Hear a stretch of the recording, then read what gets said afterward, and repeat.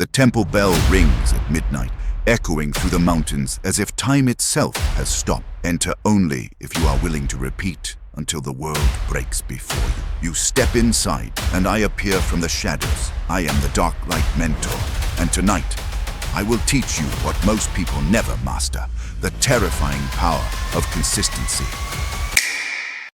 The chamber is lined with rows of warriors, each one doing the same motion over and over again. A sword slash, a strike, a stance. At first, it looks boring, almost pointless. But then, you notice the difference.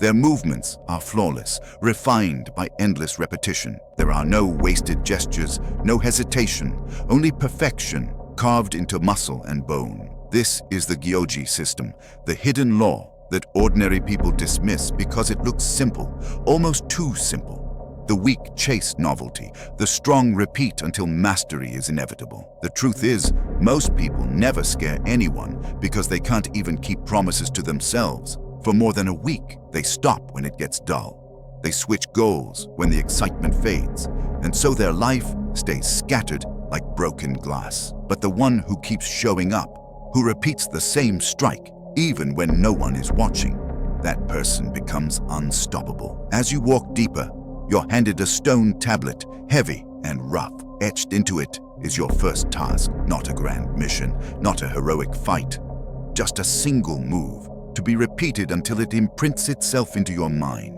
You realize this is the secret everyone avoids. The path to power is boring before it becomes brilliant. The Gyōji know that consistency isn't about motivation. It's about building a loop so ingrained that your body acts without asking permission. That's why the greatest people in history didn't rely on hype or bursts of energy. They had rituals, systems, daily repetitions that made their success inevitable. They weren't impressive because they got lucky. They became frightening because they refused to break their chain of action. Now the walls around you begin to shift, revealing illusions of your past self. Every time you quit early, every half-finished goal, every habit you abandoned when it got uncomfortable. These shadows mock you, and most people would run, but the warriors don't look at the shadows at all.